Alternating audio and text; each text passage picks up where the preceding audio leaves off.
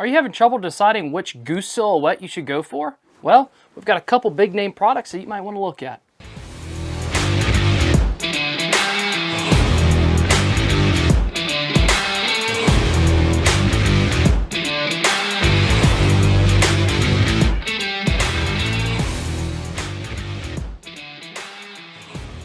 What's up everybody and welcome back to Outdoor Gear. My name is Aaron Bottoms and today we're going to look at some of the top tiered goose silhouettes that you find out there that are pretty budget friendly and everybody seems to love. And that is the DiveBomb versus the Big Al.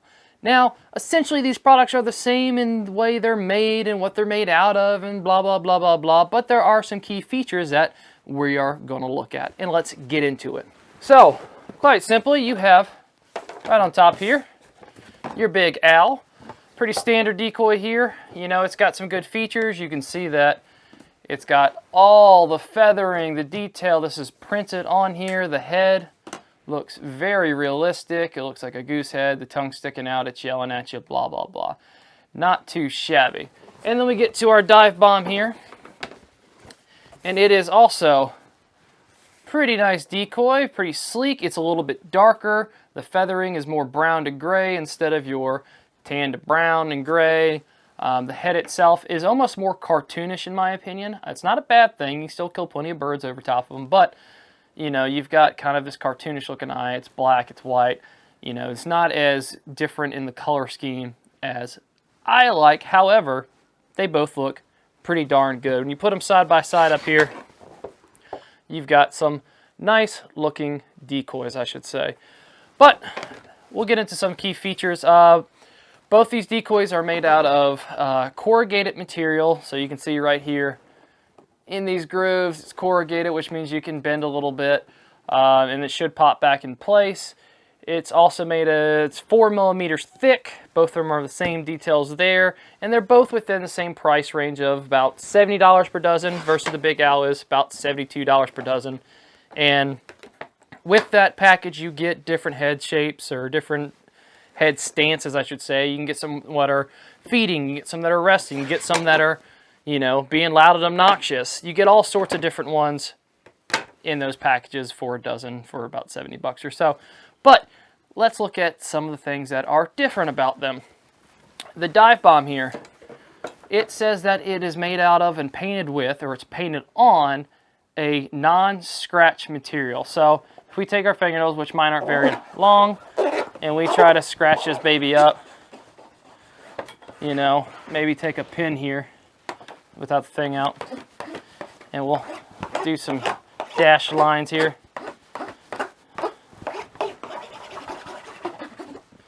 No scratches. You got a little one right here on the head, but not a big deal. Probably like that. My finger here, so that's in there. It's more of a gouge then, but not too bad.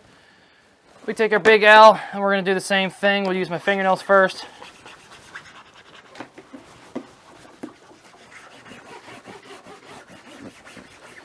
Not much difference. If we take our pin,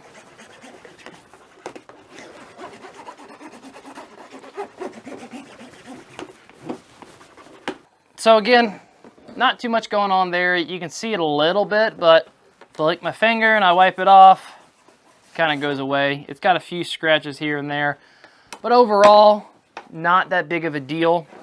I will say for the paint itself, when looking at both of them, the DiveBomb right here on my left, this is a little bit more of a difference between the paints versus the Big Al, where it's not as prominent in the black head to the body itself. The printed doesn't look as good in that aspect as the DiveBombs, which is painted on, and I think it's got a lot of dots. If you look very, very closely, you can see, which I don't think is going to show it, but if you look very closely, you can see the tiny dots in there from the paint and things like that.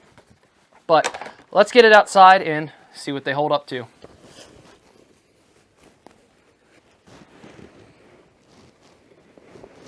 So as you can see, both of them look pretty good outside. Again, you've got that more prominent head on the DiveBomb here than you do on your Big Al, but color scheme wise, I like the tan and the black And the, you know, the white could be a little bit more prominent back here, but I like that tan more than I like this brown and gray and white. Now the white on the back here looks better than over here.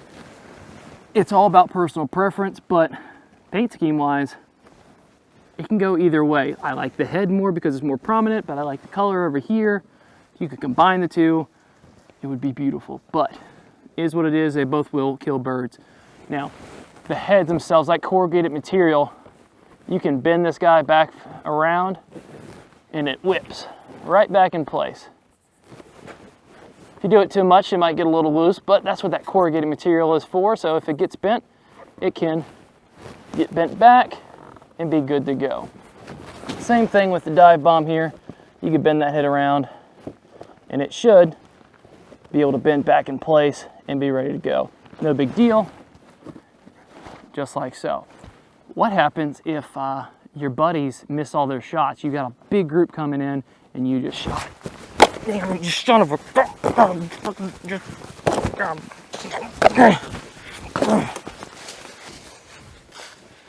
So we got a little bit of damage. It pretty much ripped this out all the way up here versus it didn't come through at all on our Big Al. What's to say that that can't happen? We'll test it. We'll just go ahead and give this a bend. But that's a strong material. It's not even trying to rip. So we'll give it another test inside in a little bit. Another thing we want to test is the actual stakes themselves. If you're hunting on frozen ground, you'd like to have that little poker to put the holes in the ground for you. However, some of us don't have those, and we don't usually hunt frozen places. So when we do, we probably don't have it on hand. So if we're pushing down, oh, there goes a bend. So that bends pretty easily. So, oh well. Let's try our old DiveBomb here. Not as bendy. They kind of pop back in place. So what if we stretch them out like you're doing little splits here? They kind of pop back in place a little bit easier. So I think on that aspect, the DiveBomb would win in my opinion.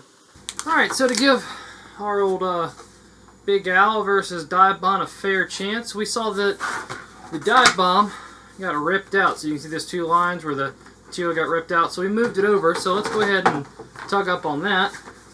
See if it'll rip again. Not rightly. Doesn't seem to. And if I let go of that leg, kind of snaps back in place. Seems to bend. But we'll take it out and compare it to. So this is the DiveBomb leg versus, well, first off, let's look at this. See if this gets pulled out at all. Kind of the same result. Maybe when I kicked it, it just gave it the right amount of tear and force to rip it off, but it doesn't seem to be going anywhere. Like I said, these legs, they seem to be a little bit more bendy. That powder coating is coming off, where it seems like the DiveBomb, if I try to bend it, it's a little bit better steel. And it still bends, but the paint's not breaking off, which is a big deal to me. I don't want my paint breaking off and anything getting rusty. But I'll straighten these back out and try to pull them out and show you the difference in the stakes, if we can.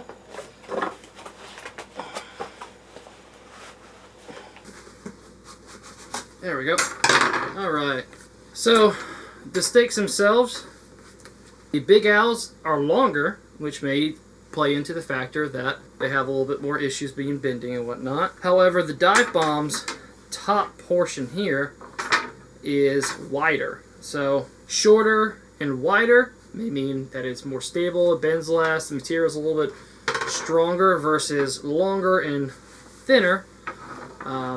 May make it real flimsy, because that bends pretty easy back and forth this way, and this is not bending as easily. It doesn't bend, not taking a lot to bend it, but not as easily, I should say. Looking back at the video, the DiveBomb actually looks pretty good to me outside versus the Big Al. The Big Al looked a little bit faded, and maybe when you get a brand new one, it's going to be a little bit different, but I've used these DiveBombs for a year, and I know this guy here has been used for a year, so They've got pretty much the same life on them. The Big Al just seems a little bit more faded than my DiveBomb here does. So take that into account. They both look great. I mean, the feather features on the DiveBomb look really good all the way across, but the ones on the Big Al, again, they look a little bit more faded now that I'm looking at. I do like the fact that on the Big Al you have the feet. That's great. Does it matter to geese? Probably not, but it is a nice little feature. You got a little band on there. You got your printed versus your painted. It's personal preference, everybody. Overall, I think you're not going to lose out by buying either one of these decoys, and they're roughly the same price, so it's up to you to make that decision.